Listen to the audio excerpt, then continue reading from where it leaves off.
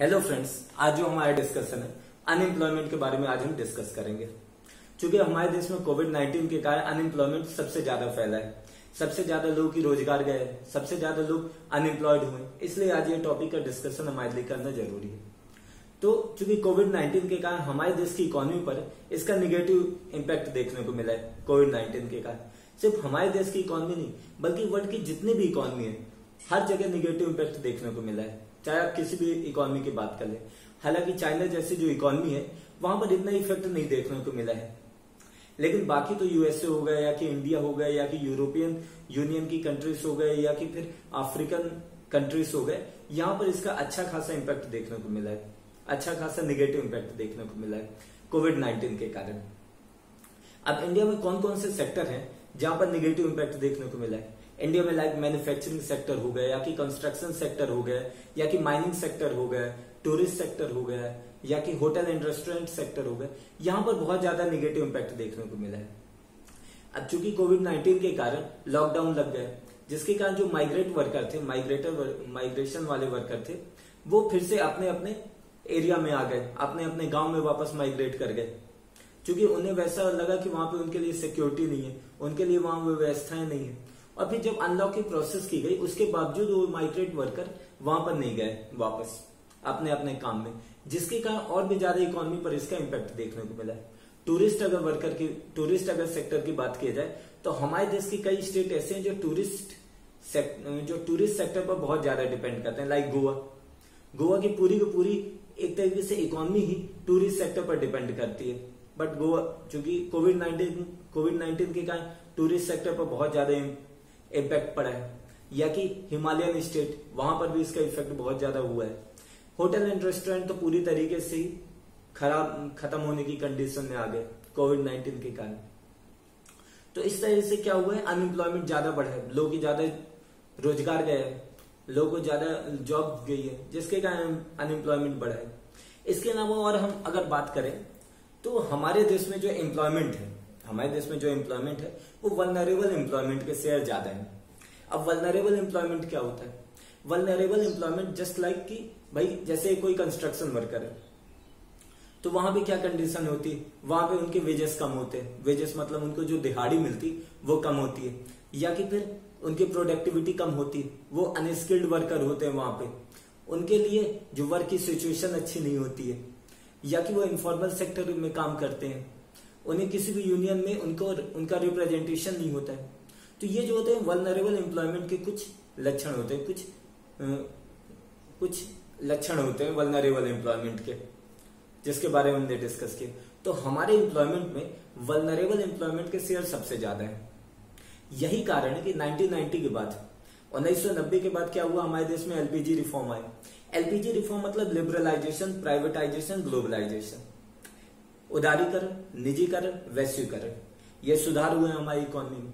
तो इस सुधार के बाद लोगों ने उम्मीद की थी कि हमारे देश का ग्रोथ बढ़ेगा, हमारे देश में ग्रोथ तो बढ़ा, हमारी इकोनॉमी बढ़ी, लेकिन उसके बावजूद हमारे देश में पॉवर्टी, हमारे देश में गरीबी उसी तरह बनी हुई है। उसका कारण क्या है? उसका कारण यही है, एक उसका जो बड़ा कारण कि हमारे देश में एम्प्लॉयमेंट में वल्नरेबल एम्प्लॉयमेंट के शेयर ज्यादा है। ILO यानी इंटरनेशनल लेबर ऑर्गेनाइजेशन की एक रिपोर्ट के अनुसार 2019 की एक रिपोर्ट थी, उनके आंकड़े के अनुसार हमारे देश में 535 मिलियन जो एम्प्लॉयबल हैं, उनमें से 398.6 मिलियन जो वर्कर है वो पुअर क्वालिटी में रहते हैं, यानी उनकी जो वर्क की कंडीशन है वो पुअर क्वालिटी की है। और वो किस लिए? चूंकि हमारे यहाँ वल्नरेबल एम्प्लॉयमेंट के शेयर ज्यादा है। किसी भी देश की इकोनॉमी जो होती है वो स्ट्रक्चरल ट्रांसफॉर्मेशन से होकर गुजरती है। स्ट्रक्चरल ट्रांसफॉर्मेशन का मतलब होता है कि जैसे कोई सेक्टर होता है, जैसे कोई इकोनॉमी होती है, वो हाई वैल्यू एडेड सेक्टर में ग्रो करती है। जैसे अगर हमारे देश का जैसे लेबर की बात कर लिए, labour and capital, labour it means जो मजदूर होते हैं, कैपिटल इट मीन्स जो पूंजी, एंड लेबर एंड कैपिटल जो मूव करती है वो हाई वैल्यू एडेड सेक्टर में करती है। पहले की अगर बात किया जाए तो जो लेबर एंड जो कैपिटल था वो एग्रीकल्चर सेक्टर में था, जब हमारा इंडस्ट्रियलाइजेशन नहीं हुआ था, औद्योगिकरण नहीं हुआ था, तब लेबर एंड जो कैपिटल था वो कहां पर था? वो था एग्रीकल्चर सेक्टर में। एग्रीकल्चर सेक्टर में उन्हें अच्छा खासा पैसा मिल रहा था, अच्छा खासा उनकी कंडीशन इंप्रूव वहीं पे हो रही थी एग्रीकल्चर सेक्टर में। लेकिन उसके बाद क्या हुआ, मॉडर्नाइजेशन आया, टेक्नोलॉजी आई, इंडस्ट्रियल रिवॉल्यूशन आया। उसके बाद क्या हुआ, जो लेबर एंड कैपिटल था वो मूव किया। लेबर एंड कैपिटल मूव किस साइड किया, लेबर एंड कैपिटल मूव किया ये आपके मैन्युफैक्चरिंग सेक्टर में, क्योंकि एग्रीकल्चर से मैन्युफैक्चरिंग सेक्टर में मूव किया। फिर उसके बाद मॉडर्नाइजेशन आया, उसके बाद टेक्नोलॉजी आई, तो उसके बाद फिर लेबर एंड कैपिटल जो था वो मूव किया मैन्युफैक्चरिंग सेक्टर से आईटी सेक्टर की साइड। फिर उसके बाद मॉडर्नाइजेशन आया, फिर उसके बाद टेक्नोलॉजी आई, जिसके बाद जो आईटी सेक्टर था जहां पर लेबर एंड कैपिटल था, तो आईटी सेक्टर से मूव कहां किया, वो आईटी सेक्टर से किया आर्टिफिशियल इंटेलिजेंस के क्षेत्र में। यानी इसी तरह होता है ना कि जो प्राइमरी सेक्टर होता है एग्रीकल्चर सेक्टर होता है, सेकेंडरी सेक्टर होता है manufacturing sector, and tertiary sector हो गया आपका आईटी सेक्टर, एंड जो इसके बाद जो आ गया वो आपका आर्टिफिशियल सेक्टर हो गया, आर्टिफिशियल इंटेलिजेंस का सेक्टर। हमारे देश में अभी भी अगर देखा जाए तो एग्रीकल्चर सेक्टर है, एग्रीकल्चर सेक्टर पर लोगों की बहुत ज्यादा बर्डन है। हमारे देश के 60% से ऊपर लोग जो हैं वो अभी भी किसके ऊपर, एग्रीकल्चर सेक्टर के ऊपर ही डिपेंड है, जबकि एग्रीकल्चर सेक्टर हमारी जीडीपी में बहुत कम कंट्रीब्यूट करता है, ओनली 15 to 16% हमारी जीडीपी पर कंट्रीब्यूट करता है। हमारे देश में जो मैन्युफैक्चरिंग सेक्टर है उतना ज्यादा ग्रोथ नहीं कर पाई, और मैन्युफैक्चरिंग सेक्टर से पहले आईटी सेक्टर हमारे यहाँ ग्रोथ कर ली, और आईटी सेक्टर का हमारे जीडीपी पे अच्छा खासा कंट्रीब्यूशन है। हालांकि इस पर वर्कलोड उतना ज्यादा नहीं, इस पर बहुत से लोगों की निर्भरता नहीं, बहुत ज्यादा बर्डन नहीं है, लेकिन आईटी सेक्टर हमारे यहाँ ग्रोथ किया। लेकिन आईटी सेक्टर के बाद जो हमारा लेबर एंड कैपिटल जो मूव करना चाहिए था वो आर्टिफिशियल इंटेलिजेंस के क्षेत्र में, वहां पर नहीं कर पाया है। हमारे देश में अगर बात किया जाए तो लेबर एंड कैपिटल दूसरे सेक्टर में तो मूव किया है, लेकिन उनका हाई वैल्यू एडेड सेक्टर में लेबर एंड जो कैपिटल है उनका मूव नहीं हुआ। एग्जाम्पल के रूप में देखते हैं कि हमारे देश में कैसे इंप्लॉयमेंट हो रही है, यानी कैसे जॉब जनरेट हो रहे हैं। ओला के हो रहे हैं, उबर के हो रहे हैं, जोमेटो के हो रहे हैं, अमेजोन के हो रहे हैं, तो ऐसे जॉब जनरेट हो रहे हैं। लेकिन ये जो जॉब है ये कोई फॉर्मल सेक्टर के तो जॉब है नहीं, ये इनफॉर्मल सेक्टर के जॉब है। कोई स्किल्ड वर्क तो यहाँ पे हो नहीं रहा है, कोई जॉब की सिक्योरिटी तो हो नहीं रही है। अब हमारे यहाँ कोई आईटी सेक्टर की जॉब तो जनरेट हो नहीं रही है, क्योंकि आईटी सेक्टर की जॉब अगर जनरेट होगी देन वो ऑर्गेनाइज सेक्टर की होगी, वो फॉर्मल सेक्टर की होगी, उसमें स्किल्ड वर्कर काम करेंगे, उसमें जॉब की सिक्योरिटी रहेगी। लेकिन हमारे यहाँ इस सेक्टर में ज्यादा जॉब जनरेट नहीं हो रही है। हमारे यहाँ किस सेक्टर में हो रही है, हमारे यहाँ हो रही है ये जोमेटो में हो रही है, इन सब सेक्टर में हो रही है। तो यही रीजन है कि हमारे देश में उतना ज्यादा ग्रोथ नहीं हो पाया, उतनी ज्यादा जो पॉवर्टी है वो कम नहीं हो पाई है।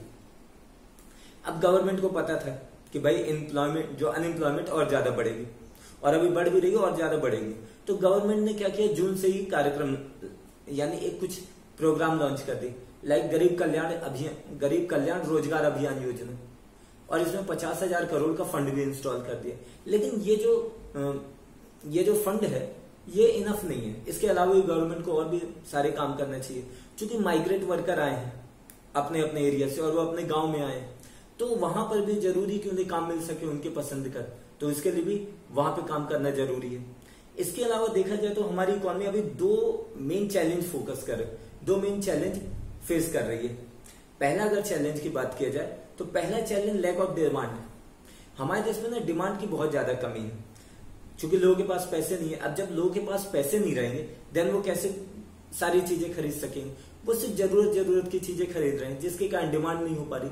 अब डिमांड नहीं हो रही तो सप्लाई नहीं है, अब जब सप्लाई नहीं हो रही तो क्या प्रोडक्शन बंद किया गया है। यानी अगर सामने वाला दुकान जाकर कोई चीज खरीदेगा और जब उसकी सप्लाई होगी तब ना सामने वाला उस चीज को बनाएगा, प्रोडक्शन करेगा।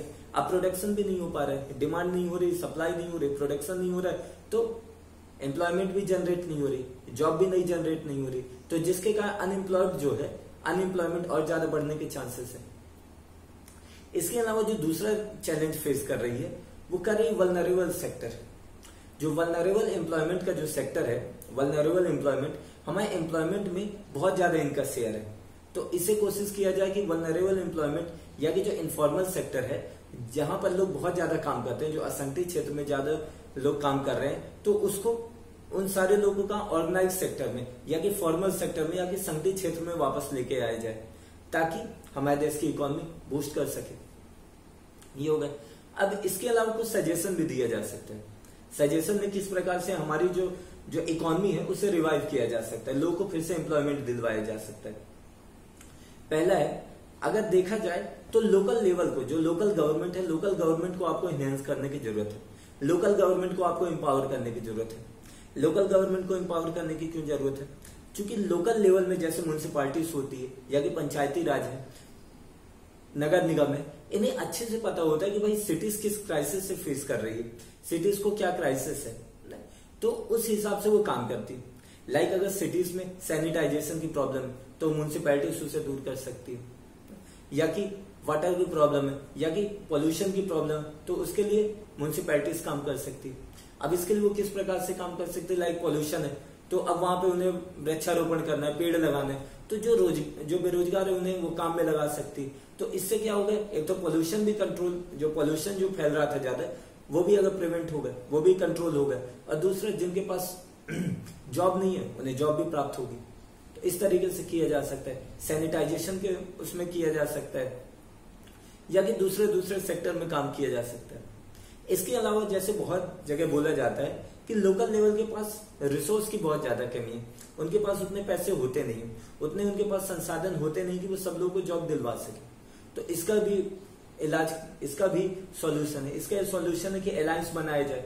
अलायंस किस प्रकार का बनाया जाए? अलायंस बनाया जाए, एंटरप्रेन्योर का अलायंस बनाया जाए, जो इलेक्टोरल रिप्रेजेंटेटिव उनका बनाया जाए, जो यूनियन है, जो वहां के एंटरप्रेन्योर है या कि वहां के जो बिजनेसमैन है, वहां की कमिटीज है, ये सबका एक अलायंस बने और ये सब मिलकर, या कि ब्यूरोक्रेट है, इन सबका एक अलायंस बने ताकि वो सब मिलकर क्या काम कर सके लोकल लेवल में और रिसोर्सेज को इकट्ठा कर सके और बहुत सारी चीजें भी कर सके। तो जिसके तहत क्या, जो लोकल लेवल है, लोकल लेवल पर लोगों को अच्छा खासा काम मिल सके। अब जब लोकल लेवल पर लोगों को काम मिलेगा तो फिर वो शहर की ओर माइग्रेट नहीं होंगे। यानी अगर गांव में उन्हें काम मिल जाता है, काम की तलाश है उन्हें, और गांव में उन्हें काम मिल जाता है, तो वो क्यों आखिरकार बड़े शहरों में जाएंगे?